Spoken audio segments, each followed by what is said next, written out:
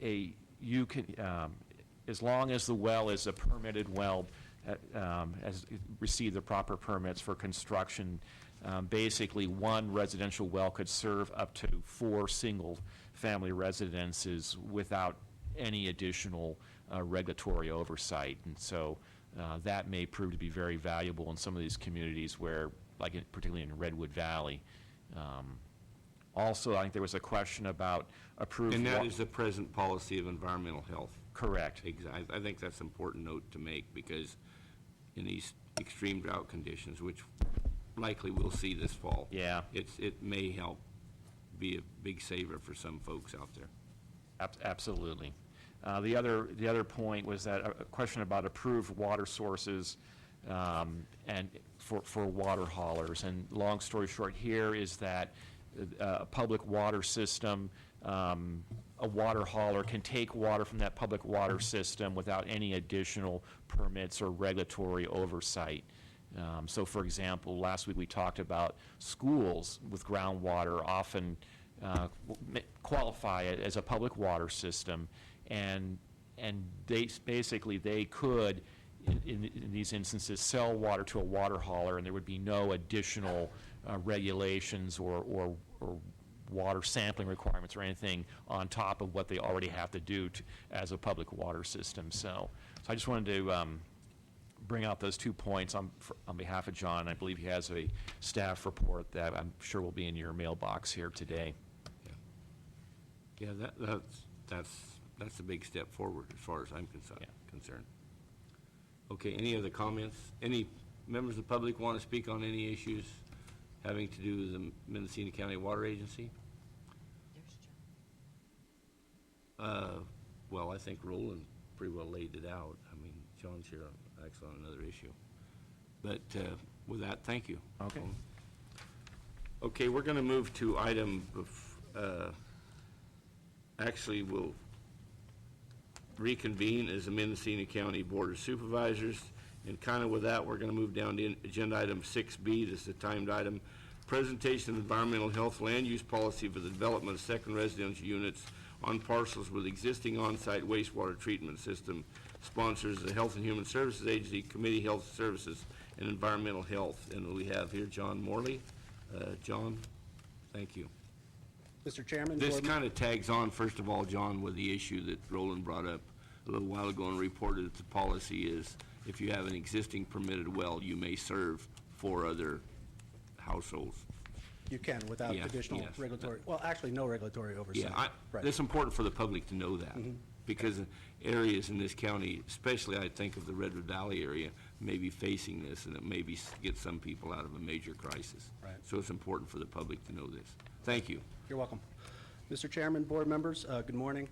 My name is John Morley, Director of Environmental Health. I am here today to report on a new policy created to address the development of second residential units in an effort to facilitate some affordable housing. And I believe you all have a copy of the policy. The policy allows for the development of a second residential unit up to 1,000 square feet to be connected to an existing septic system, provided some conditions be met. First condition, it must be demonstrated to the satisfaction of environmental health that the current existing system meets all requirements.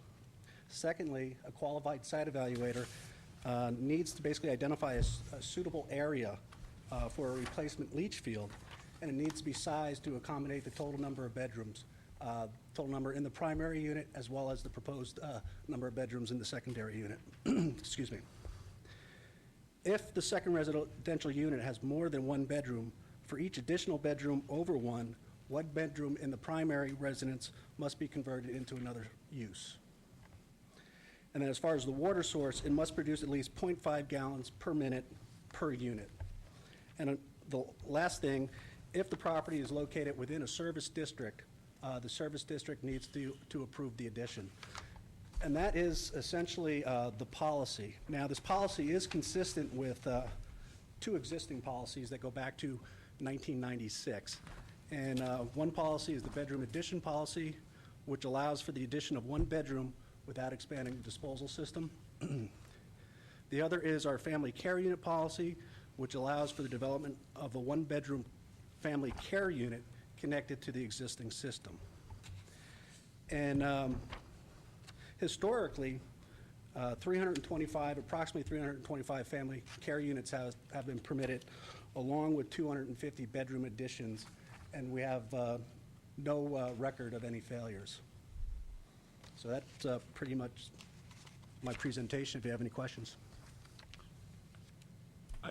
I just have a comment. I think this will go a long way toward, affordable housing in Mendocino County, and hopefully it will create some second housing units, because with the ability to tie into existing on-site wastewater treatment systems, commonly known as septic tanks, this won't be for all parcels, but I really think it'll go along. It'll probably be the best thing we can do to create some affordable housing in Mendocino County. And I appreciate, John, and the work that I know you've been taking quite a bit of time to get this together, and I certainly appreciate you and your staff for moving this forward. You're welcome. Supervisor Brown? Thank you, Mr. Chair. I also agree with your statement, and thank you, John, for working on this. And I believe that we even have to look at going further in order to stop the sprawl that we're seeing. I think we have to think about land use planning in a different way, family compounds, so we're not splitting up resource lands and cluster housing. So I think this helps, but we're going to have to be looking at sometime in the near future at perhaps compounds for families. That's more than just a single one-bedroom addition, I believe. One other thing, John, with this new policy, could we get the HHSA to put out a press release on this? I'd like to see the press release not only to the news media, but to some of the building trades organizations or something, because I think it's something that there's some folks out there would take advantage of this, and actually, even in tough economic times, would build some second units or something. Okay. So I'd like to see an effort be made to get the word out of this new policy. We can do that. Supervisor Colfax? Yes, having been dealing with the septic system for the farm worker housing in Philo, where we're talking about $130,000 to replace the septic system there and deal with some water issues and so forth. I'm very, very concerned about the cost that might be associated with this particular program. It seems to me that $130,000 for a septic system that serves 16 single men who are farm workers and receiving very low wages in agriculture is a bit of a difficult pill to have to swallow to keep the system going. Mm-hmm. What I'm looking at here is the property, it's mentioned here in several of the units with regard to the guidelines. Yes. And it says, if the property owner or county environmental health officer cannot provide official documentation that the existing system meets current state and county requirements, then a qualified site evaluator shall be hired by the property owner to see if that is in fact the case. Two questions about this. Why would the county environmental health office be unable to make that determination? Isn't that one of your functions? Well, it depends on the age of the system. A lot of the systems out there go back quite a few years, and we have no records on file. So if it's a relatively new system, and we can verify based on a file search that basically it was installed to meet current requirements, then yes, we can make that determination. If not, they need to get a site evaluator out there. So have you got before us any kind of estimates as to